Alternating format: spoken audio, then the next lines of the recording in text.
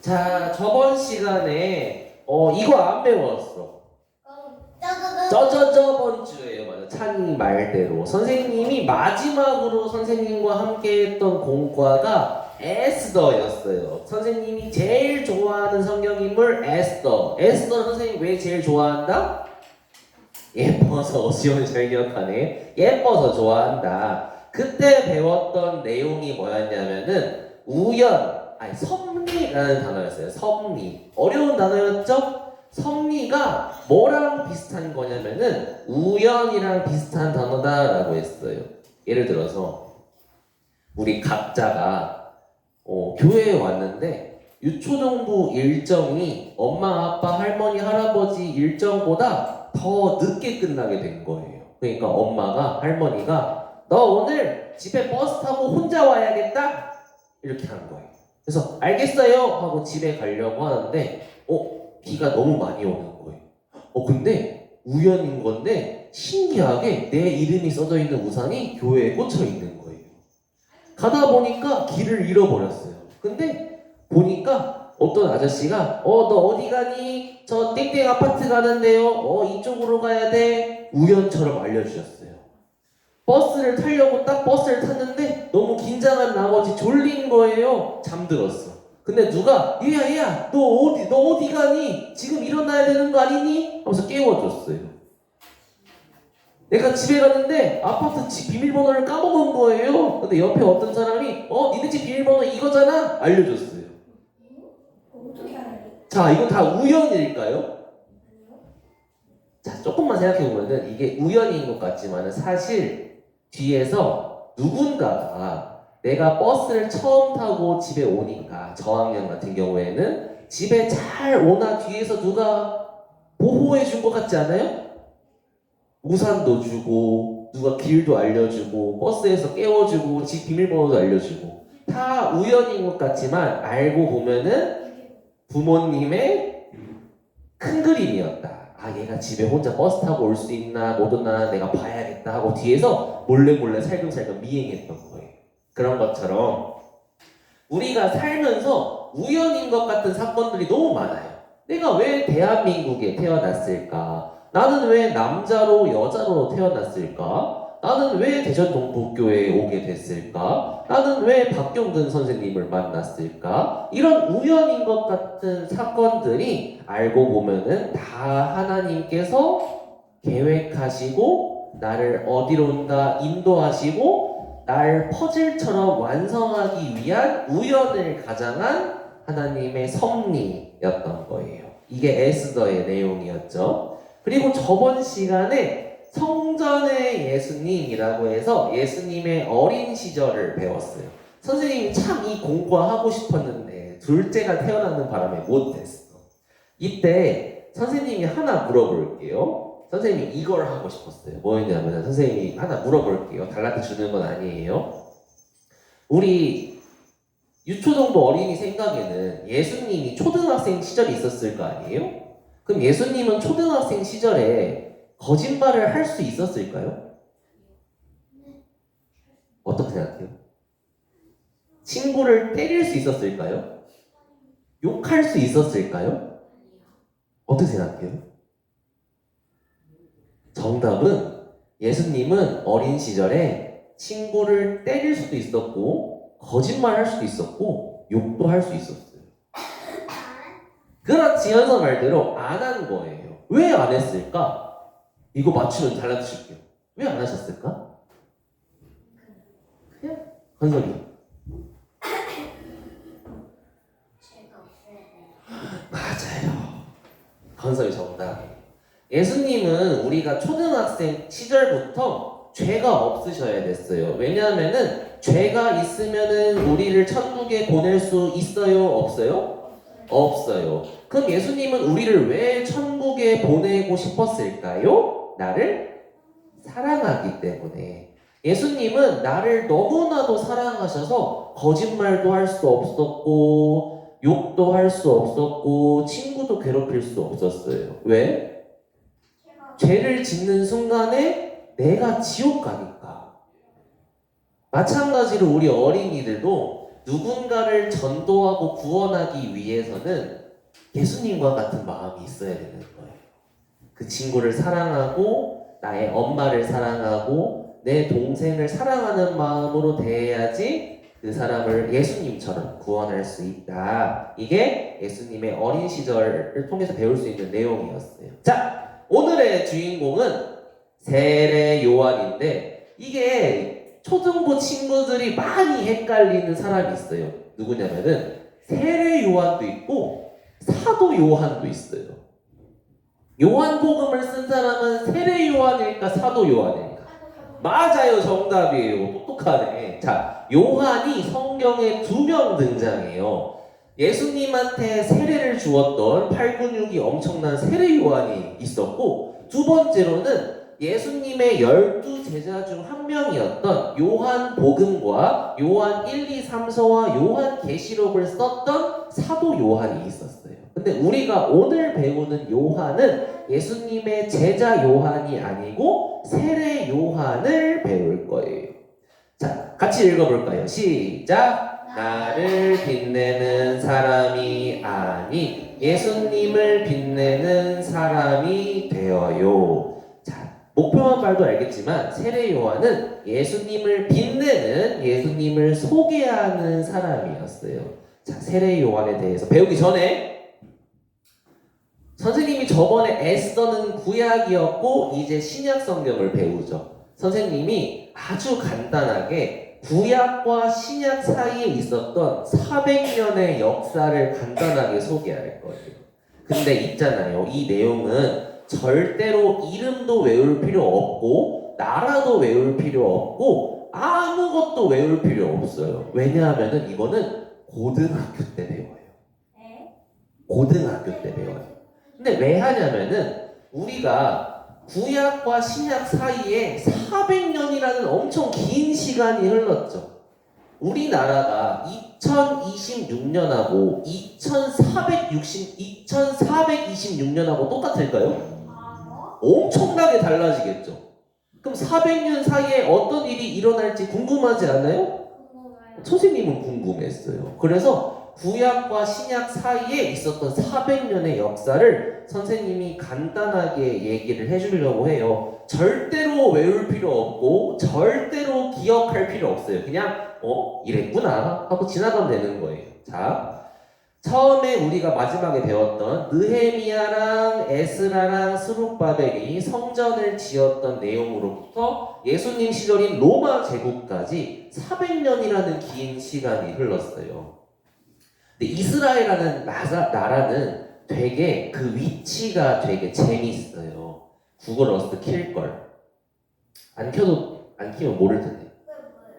지도요. 세계 지도. 그냥 안 킬게요. 자, 이스라엘 뒤에 지구 반대편에 우리나라가 있어요. 이스라엘 오른쪽에는 뭐 카자흐스탄, 키르기스탄, 인도, 중국 이런 나라 있고 그 다음에 우리나라가 오른쪽에 있어요. 왼쪽으로 이렇게 오면은 중국, 인도, 뭐 키르기스탄, 네팔, 카자흐스탄, 사우디아라비아, 이란, 이스라엘 이렇게 먼 나라예요. 우리나라. 근데 요 이스라엘이라는 나라는 참 재밌는 나라예요. 왜냐하면은 이 왼쪽 아래는 아프리카 대륙이고 왼쪽 위에는 유럽이라는 대륙이고 오른쪽은 아시아라는 대륙이에요. 만약에 아프리카에 있는 이집트가 힘이 너무 강해져가지고 나는 아시아를 정복하러 가야겠어! 하고 군대를 이끌고 우와! 하고 가면은 어느 나라 땅을 지나가야 돼요? 이스라엘을 지나가야 되는 거예요. 그럼 이스라엘은 뭣도 모르고 우와! 하고 공격당하게 되는 거예요. 만약에 아시아에 있었던 아수르나 바벨론이나 페르시아 같은 나라가 난 이제부터 유럽을 정복해야겠어, 이집트를 정복해야겠어 라고 우와! 하고 가면 또 어딜 지나가야 돼요? 이스라엘 또 지나가야 돼요. 이스라엘은 우와! 또 공격받아야 되는 거예요. 유럽에 있었던 그리스랑 로마라는 나라가 난 아시아를 정복하러 가야겠어 라고 하면 또 어딜 지나가야 되는 거예요? 또 이스라엘을 지나가야 되는 거예요. 그럼 이스라엘도 우와! 또 공격받아야 되는 거예요. 그래서 이스라엘은 참 재밌는 게 세계 역사상 강한 나라가 있잖아요. 그럼 그 강한 나라는 항상 그 강한 나라가 이스라엘을 정복할 수밖에 없었어요. 이해가죠? 지도가 이러니까. 그래서 세계사 교과서에 이스라엘이 항상 등장하는 거예요. 왜? 우리가 성경 강연 때 배우죠. 이스라엘은 지구의 정가운데 중심인 나라인 거, 진짜인 거예요. 자, 이걸 기억하고, 자, 이스라엘이라는 나라 봐봐요. 넘어갈게요. 아수르라는 나라가 제일 강대할 때는 이스라엘은 아수르한테 지배당했어요. 바벨론이라는 나라가 제일 큰 나라였을 때는 바벨론에 의해서 이스라엘이 또 지배당했어요. 페르시아가 가장 큰 제국일 때는 페르시아에 의해서 이스라엘이 지배당했어요. 그 다음에 그리스라는 나라가 제일 큰 나라가 되니까 그리스에 의해서 이스라엘이 또 지배당했어요. 그 다음에 로마가 제일 큰 나라가 되니까 로마에 의해서 이스라엘이 지배당했어요. 그러니까 항상 이스라엘은 큰 나라가 있으면 그 큰 나라한테 지배받는 민족이었던 거예요. 근데 보세요. 우리가 마지막으로 배웠던 게 이거였죠. 페르시아가 이스라엘 사람들한테 너 이제는 땅으로 돌아가서 성전도 짓고 성벽도 지어 이렇게 명령했을 때 페르시아가 어떤 나라하고 실은 전쟁하고 있었어요. 그 전쟁이 어느 전쟁이었냐면은 그리스랑 한 전쟁이었는데 혹시 마라톤 알아요? 네, 알아요. 마라톤 몇 킬로 뛰는지 알아요? 42.19km를 뛰어요. 근데 그 마라톤이라는 게 어떻게 유행이 된 거냐면은 선생님이 이 페르시아라는 나라가 아테네 스파르타라는 그리스라는 나라랑 전쟁을 했어요. 근데 이 페르시아라는 나라는 엄청 힘이 센 나라였고 아테네랑 스파르타는 힘이 약한 나라였어. 누가 이길까?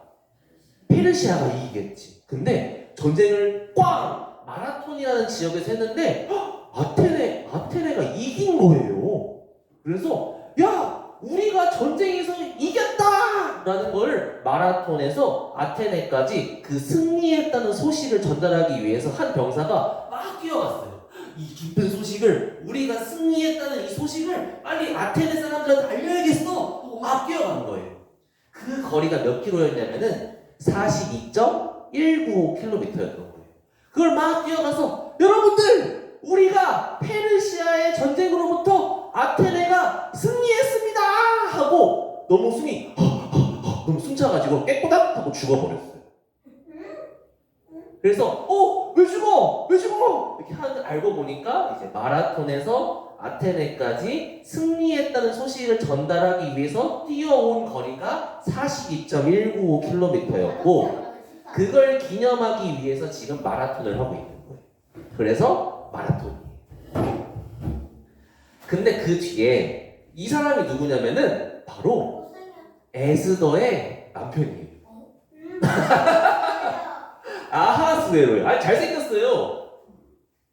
이게 아하스웨로예요. 지금은 모를 텐데 옛날에 300이라는 영화가 있었는데 이게 그리스 사람 스파르타 300명하고 이 페르시아 에스더의 남편이 아하스웨로하고 전쟁을 펼쳐요. 그 전쟁을 펼치는데 페르시아가 져요. 에스더의 남편이 그리스하고 전쟁하다가 져요. 그러면서 나중에 혹시 이 사람 들어봤어요? 알렉산더? 이름 들어봤어요? 이름만 들어봐도 돼요. 알렉산더. 유명한 사람인데 알렉산더라는 왕이 있었는데 그 왕이 그리스 왕이었어요. 그리스는 여기 있는 건데 이 그리스에 있던 조그마한 나라의 알렉산더라는 왕이 전쟁을 펼치는데 전쟁을 너무 잘하는 거예요. 그래가지고 동쪽에는 페르시아가 있었는데 이수스 전투, 가우가멜라 전투 이런 걸 하면서 페르시아를 멸망시키고 심지어는 어디까지 정복하냐면은 여기 오른쪽에 처음 보는 걸 텐데 인더스 강이라고 있거든요. 이 인더스 강이 어느 나라냐면은 바로 인도예요. 이 그리스라는 나라에서 조그마한 나라에서 알렉산더라는 왕이 전쟁을 펼쳐가지고 인도 앞까지 가게 돼요. 그때 이런 전술을 펼치거든요. 팔랑크스 전술이라고 하는데 방패를 들고 7m짜리 창을 들고 이렇게 전진하는 거예요. 그러면은 봐봐요. 칼로 싸울 수 있어요, 없어요? 이렇게 앞에서 막 이렇게 밀고 와 이렇게. 근데 여기서 칼로 이야 하고 싸울 수 있어요, 없어요? 없어요. 창이 찔러 죽겠죠. 활을 쏘면은 방패가 다 막는 거예요.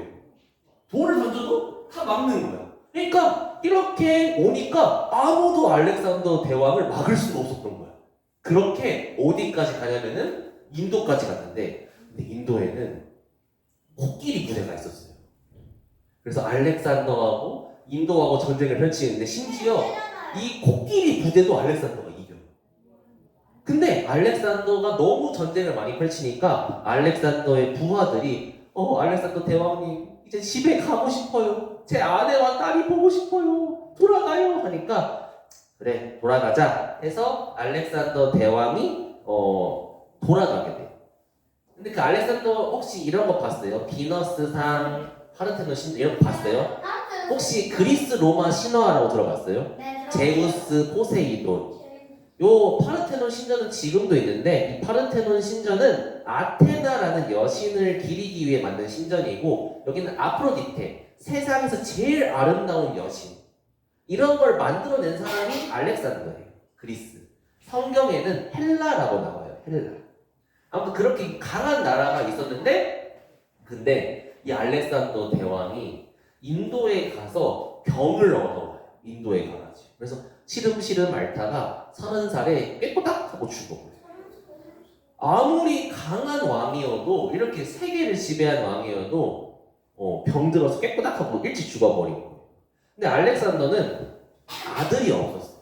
그래서 어떻게 했냐? 이 엄청나게 넓은 나라가 4명의 장군에 의해서 나눠지게 돼요. 뭐 카산드로스, 그리고 셀레우코스, 프톨레미, 리시마쿠스 이렇게 4명의 장군에 의해서 분열되는데 우리는 그거 기억할 필요 없어요. 딱 2명을 기억해야 되는데 뭐냐면은 왜 기억해야냐면은 이스라엘이 어디냐면은 여기 있거든요. 또 이스라엘은 또 지배를 받아요. 어느 나라한테? 그리스한테. 여기 보면은 프톨레마이오스라는 나라라고 할게요. 프톨레마이오스라는 나라에 의해서 이스라엘은 또 지배받아요. 근데 이 셀레우커스라는 나라에서 프톨레마이오스라는 나라를 또 공격해요. 아시아에서 아프리카를 공격하려면 어딜 지나가야 돼요? 또 이스라엘을 지나가야 되는 거예요. 또. 그래서 안티오코스 에피파네스 4세라는 사람이 이스라엘 땅을 이렇게 지나가다가 이게 좀 말이 긴데 전쟁하고 있는데 이때 또 왼쪽 위에 어느 나라가 강대해졌냐면은 이제 드디어 등장해요. 로마라는 나라가 등장해가지고 이탈리아예요. 이 로마라는 나라에서 셀레우커스한테 그러는 거예요. 야, 셀레우커스, 너 프톨레마이오스 왜 공격해? 프톨레마이오스 나라는 우리 로마와 친한 나라야. 공격하지 마. 저리 가! 이렇게 하니까 셀레우커스가 씩씩거리면서 우리 이길 수 있었는데 저 로마 때문에 못 이겼잖아. 그래서 돌아가는 길에 화가 너무 많이 나가지고 이스라엘 땅에 가가지고 화풀이를 하는 거예요. 어떻게 하냐면은 이스라엘 성전에다가 제우스 신상을 설치. 그리고 돼지가 이스라엘 사람들이 극혐하는 동물이거든요. 그래서 근데 성전에 가가지고 막 돼지 피를 막 쫙 뿌리는 거예요. 그리고 대제사장을 자기 마음대로 임명해. 어이! 대제사장 할 사람! 대제사장 팝니다! 100달란트는 팔게요! 살 사람! 쪄요! 너 이제부터 대제사장! 그래서 대제사장을 자기 마음대로 임명해. 그리고 백성들을 막 괴롭히고 막 혼냈어요. 그래서 이 시기에 안티오쿠스 에피파네스 4세라는 사람한테 막 화가 난 의로운 사람이 있었으니 그 사람의 이름이 마카비라는 사람이에요. 이게 되게 유명한데 성경에도 있는데 이게 마카비라는 사람이 그 안티오쿠스랑 전쟁을 해요. 근데 여기 짧게 넘어갈게. 그리스는 엄청 큰 나라죠. 이스라엘은 조그만한 나라고. 그래서 어떻게 싸우냐면은 이거 설명하지 말자. 싸워서 이겨요. 그래서 혁명이 일어나요. 그런 다음에 이게 중요한데 있잖아요. 우리가 이스라엘 왕 하면은 다윗, 솔로몬 왕만 기억하죠. 사울 왕. 근데 실은 그 구약과 신약 사이에 이스라엘도 왕이 있었어요. 하스몬 왕가라고 해요. 왕이 있었어요. 그때 잠깐 왕이 있었어요. 근데 왕이 있었는데 그 왕이 또 이런저런 이런 일로 또 로마한테 지배당하게 돼요. 폼페이우스라는 장군에 의해서 이제 여기 이스라엘이 로마한테 정복당하게 되고, 그때 혹시 가이사의 것은 가이사에게, 하나님의 것은 하나님에게, 이런 거 들어봤어요? 아니요. 그 가이사가 누구냐면은 율리우스 카이사르라는 사람이에요. 뭐 들어봤을 수도 있고 안 들어봤어요. 줄리어스 시저라고도 해요. 책 많이 읽은 사람은 알 거예요. 그리고 이건 저번 시간에 배웠잖아. 베들레헴에서 태어난 예수님 배울 때 가이사 아구스도의 명을 받아서 요셉과 마리아가 베들레헴으로 가게 되죠. 왜 그래? 처음 듣는 것처럼 배웠잖아요. 가이사 아구스도가 천하에 호적하라는 명을 내려가지고 나사렛에서 베들레헴으로 가게 되잖아요. 그때 그 아구스도가 옥타비아누스예요. 아무튼 그렇게 해서 이제 예수님이 짠 탄생하게 되는 거예요. 여기까지가 구약에서 신약까지의 역사예요. 아무것도 기억 안 나죠? 좋아요. 이게 선생님 얘기했죠. 기억할 필요가 없고 이런 일들이 쭉 있었구나, 재밌는 이야기 한 편 들었네, 이렇게 하고 지나가면 되는 거예요. 잘했네. 그렇게 하면 돼요. 그냥 그리스? 로마? 그런 게 있었구나, 이 정도면 되는 거예요. 기억할 필요 없어요. 스트레스 받을 필요 없어요. 이거는 언제 배우는지 알아요? 고등학교 때 배우는 거예요. 중고등부 올라가면 또 배울 거예요. 자, 세례 요한에 대해서 배울 건데, 세례 요한의 특징을 선생님이 5가지로 정리해봤어요. 첫 번째는 뭐냐면은, 세례 요한은 특별한 아기였어요. 그냥 보통 산부인과 와가지고 응애 태어난 아기가 아니고 정말 특별한 아기였어요. 자, 성경 찾겠습니다. 누가복음 1장, 누가복음 1장 5절. 신약 성경 누가복음 뭐라고요? 누가복음 1장 마막둑 1장 5절. 누가복음 1장 24절이요. 1장 5절이요. 누가복음 1장 5절. 자, 시작할게요. 앞에 보세요. 찾았으면 앞에 보세요. 자, 누가복음의 시작은 두 사람이 등장하는데, 그 두 사람의 이름은 제사장 사가랴와 그의 아내 엘리사벳이에요. 사가랴와 엘리사벳은 나이가 너무너무 많은 할머니 할아버지여서 애를 낳을 수가 없었어요. 그리고 그들에게는 아기도 없었어요. 그냥 두 사람이 알콩달콩 잘 살고 있었어요. 근데 그때 성소에 들어가가지고 분향단에다가 분향하는 일을 맡는 제사장이 있었어요. 근데 이때 당시에 그 성경학자들 말로는 제사장이 2만 명이었대요. 2만 명. 근데 분향하는 일은 딱 한 명만 할 수 있는데 2만 명 중에 한 명을 제비 뽑아가지고 분향단에 불을 붙이게 하는 그런 평생에 한 번 올까 말까한 기회를 누가 받았냐면은 사가랴가 받은 거예요. 그래서 사가랴 할아버지가 분향단에 들어가가지고 분향을 하는 일을 맡게 되었어요. 근데 이렇게 분향을 하고 있는데 갑자기 가브리엘 천사가 성소에 딱 들어오더니, 사가랴야, 두려워하지 말아라. 네 기도를 주님께서 들어주셨다. 우와. 네 아내 엘리사벳이 너에게 아들을 낳아줄 것이다. 우와. 그 이름을 요한이라고 우와. 이렇게 하고 하늘로 슝 가버린 거예요. 자, 처녀가 잉태하여 아들을 낳는 게 아니에요. 아들을 낳아준대, 요한은. 근데 요한이 이 이야기를 듣고 그 이야기를 다른 사람한테 이야기를 하고 싶잖아요. 근데 하나님이 그 사가랴의 입을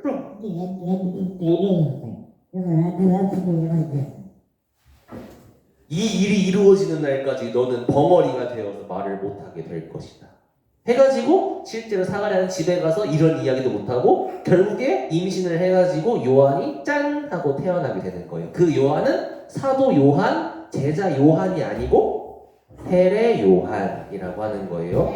근데 누가복음 1장 20절 뒤에 또 배웠어. 누가 등장하냐면은 요셉과 마리아가 등장하거든요. 근데 그 뒤로 6달, 6개월이 지난 다음에 하나님이 가브리엘 천사를 시켜가지고 갈릴리 나사렛으로 보내요. 왜 보냈을까? 가브리엘. 가브리엘을 갈릴리 나사렛으로 왜 보냈을까? 이거 맞출 수 있는 사람. 갈릴리. 배웠는데 갈릴리. 건섭이. 마리아한테 예수님이 태어난다고 전화가. 건섭아. 너무 멋있어, 너무 멋있어. 좋아, 잘했어요. 자, 건섭이가 정답을 맞췄어요. 6개월 뒤에 가브리엘 천사가 요셉과 마리아한테 가가지고 처녀가 잉태하여 아들을 낳을 것이다. 그의 이름을 예수라 하라. 저는 처녀라서 남자를 알지 못합니다. 너는 아들을 낳을 것이다. 배웠죠? 배웠잖아. 네. 배웠죠? 그 일이 세례 요한이 태어나기 6개월 뒤에 일어난 거예요. 그러면 세례 요한하고 예수님은 나이가 비슷한 거예요. 친구일 수도 있고 뭐 형일 수도 있고 6개월 차이니까. 자, 두 번째. 세례 요한은 광야에서 사는 사람이었어요. 광야는 사막인데 요한은 참 재밌어. 낙타 털옷을 입고 허리에는 가죽띠를 띠고 그리고 요한은 딱 2개만 먹었대요. 메뚜기랑 꿀만 먹고 살았대요. 왜냐면은 이런 광야에는 먹을 게 있어요, 없어요? 없으니까 메뚜기 잡아먹고 벌 이렇게 해가지고 꿀 찾아 먹고 그리고 옷도 어때요? 예? 벌에 쏘여도 뭐 강한 남자였는데 뭐 팔뚝만 봐도 강해 보이잖아요, 그죠? 그래가지고 벌도 이겼나 보지 뭐. 그래서 사실 이거에 관해서는 더 다양한 썰이 있어요. 메뚜기가 아닐 수도 있어요. 근데 이건 너무 깊어지니까 선생님이 안 하는 거예요. 메뚜기랑 벌꿀이 아닐 수도 있어요. 근데 그거는 하려다 말았어. 중고등부 가면 알려줄게요. 아무튼 근데 이 옷차림을 보세요. 이게 낙타 털옷인데 자 만약에 우리 민서가 대전 동북교회로 오는데 이 낙타 털옷을 입고 교회에 온다 생각해봐요. 이상하죠? 이상하죠? 자 무슨 뜻이냐면은 이 낙타 털옷이 있잖아요. 보통 일반적인 사람이 입는 옷이 아니에요. 거적대기. 근데 왜 요한은 이런 옷을 입었냐면은 세례 요한은 이거 좀 어려운 말이다. 세상 사람들과 다른 모습이었어요. 좀 어려운 말로 구별된 모습이라고 해요. 그래서 세례 요한은 보통 사람들이 입는 옷을 안 입고 보통 사람들이 먹는 음식을 먹지 않으면서 구별되고 검소하고 절제된 삶을 살았어요. 왜냐하면 하나님을 믿는 것을 보여주기 위해서. 좀 너무 시간만 많으면 많이 설명하고 싶은데 유초동부니까 간단하게 할게요. 자, 세 번째. 세례 요한은 회개를 외치는 사람이었는데 선생님이 세례 요한을 개인적으로 참 좋아해요. 선생님은 세례 요한 같은 사람이 되고 싶어요. 왜 그러냐면은 누가복음을 읽다 보면은 세례 요한이 설교를 하는데 그 설교가 있잖아요. 엄청 독설적이에요. 직설적이고 듣는 사람이 막 기분 나빠. 어떻게 얘기하냐면은 요한이 죄사함을 받게 하는 회개의 세례를 선포하면서 설교를 해요. 어떤 사람들이 나도 세례를 받아야겠다 하고 세례를 받으러 나오는데 그 세례를 받으러 나오는 바리새인들한테 이 독사의 자식들아 누가 너희에게 닥쳐올 지옥의 진노를 피하라고 알려주더냐? 기분 좋겠어요, 안 좋겠어요? 오랜만에 이제 지원이나 강민이가 교회에 왔는데 이 독사의 자식아 네가 지옥 가기 싫어가지고 교회에 왔느냐? 이렇게 하면 기분 좋아요, 나빠요? 나쁘죠. 세례 요한은 그렇게 했어. 참 대단하죠. 이게 좀 어려워. 지금 이건 어려워요. 이건 주원이도 어려운데 이거 쉽게 설명하려고 해도 어렵더라고. 세례 요한은 항상 이렇게 얘기했어요. 너가 회개했니? 예수님을 믿기로 결심했니? 그러면 그거에 알맞은 행동을 해야지. 회개에 알맞은 열매를 맺어야지. 이거 너무 긴데. 간단하게 할게요. 옛날에 이스라엘 사람들은 어떻게 생각했냐면은 나는 이스라엘 사람이니까 당연히 하나님께서 천국에 보내주실 거야. 이렇게 생각했어요. 근데 이게 우리 교회 다니고 있는 지금 어린이와 다르지 않아요. 나는 교회도 매일 다니고 성경 강연회도 잘 듣고 예수님이 내 죄를 가져가셨으니까 당연히 너 천국에 가겠지? 똑같은 거예요. 유대인하고. 그래서 하지만 중요한 건 뭐냐면은 그거에 알맞은 행동을 해야 되는 거예요. 어려운데 좀만 집중해줘요. 자, 요한은 이렇게까지 얘기해요. 야, 도끼를 이미 나무 뿌리에 갖다 놨다. 하나님께서 너희들을 잘라내실 거다. 그리고 너희 열매 맺지 못하지? 다 도끼로 찍어다가 다 지옥불에 던져놔 버린 거야. 이렇게 얘기하니까 듣는 사람들이 갑자기 무서워진 거예요. 헉, 제가 천국에 못 간다고요? 제가 지옥불에 던져진다고요? 아니 그러면은 우리가 어떻게 해야 됩니까? 이렇게 물어보자 세례 요한이 대답을 해줘요. 이거는 우리한테도 적용되는 이야기예요. 어떻게 하라고 했냐면은 첫 번째, 착하게 살라고 하지 않았어요. 이게 좀 어려운 건데 선생님이 그냥 넘어갈게요. 백성들한테 너희들은 욕심내지 말고 나눠져라. 세리는 누구냐면 탐관오리인데 세금을 많이 받아가지고 이렇게 착취하는 나쁜 사람들이었어요. 단어가 너무 어렵다. 세리, 탐관오리, 착취. 돈 빼앗는 나쁜 사람들이었어. 근데 그 사람들한테는 뭐라 그러냐면은 다른 사람들을 속이지 마라. 군인들, 힘 있는 군인들과 경찰들한테는 뭐라고 그러냐면은 다른 사람 힘으로 괴롭히지 마라. 그리고 만족하고 감사하며 살아라. 회개했으면은 알맞은 열매를 맺고 살아라. 이렇게 얘기를 했어요. 선생님 힘든데 미안해요. 좀만 힘내. 선생님 5분 내로 끝낼게요. 자, 네 번째는 세례를 주는 사람이었어요. 이렇게 자기한테 오는 사람들한테 세례를 주는 사람이었는데 다행히 선생님이 세례를 설명할 수 있는 시간이 다음 주예요. 다음 주 공과가 세례를 받으신 예수님이거든요. 선생님이 그때 세례를 자세히 설명할 건데 근데 세례는 정말 중요한 게 뭐냐면은 그냥 목욕탕에 풍덩 들어갔다 나오는 게 아니에요. 선생님은 세례를 받을 때 반드시 이 말을 마음속으로 또는 입 밖으로 얘기를 하고 세례를 받으면 좋겠어요. 세례의 의미는 이거예요. 한번 같이 읽어볼까요? 시작! 앞으로 하나님의 뜻대로 살겠습니다. 다시는 내 마음대로 살지 않겠습니다. 같이 읽어줘서 고마워요. 선생님은 세례를 2번 받았어요. 침례라고도 하죠. 선생님은 세례를 2번 받았는데 둘 다 선생님이에요. 이 왼쪽은 선생님이 20살 때고 이 오른쪽은 선생님이 31살 때예요. 이렇게 날짜가 이렇게 있더라고요. 2022년, 2011년. 근데 선생님이 세례를 처음 받았을 때는 이런 마음으로 하지 않았어요. 그냥 받았어요. 구원 받았으면 해야지 했는데 알고 보니까 선생님이 그 세례를 받을 때, 이제 구원 받을 때 이런 마음이 없는 사람은 구원 받을 수가 없어요. 한 번 더 얘기할게요. 이런 마음가짐이 없는 사람은 구원을 받을 수가 없어요. 이게 회개거든요. 앞으로 내 마음대로 안 살고 하나님께서 말씀하시는 데는 말씀대로 살게요 라는 결심을 하는 게 회개예요. 그 회개했다는 표시로 이렇게 침례를 받는 거예요. 근데 선생님은 이런 마음가짐이 없이 침례를 받았던 거예요. 나중에 시간이 10년 지난 다음에 진짜로 하나님의 뜻대로 살게요 라는 마음이 들었을 때 선생님은 다시 침례를 받았던 거예요. 이거는 다음 시간에 또 얘기할게요. 다음 시간에 하자. 좋죠? 다음 시간에 하자. 세례 요한 나머지는 선생님이 다음 시간에 할게요.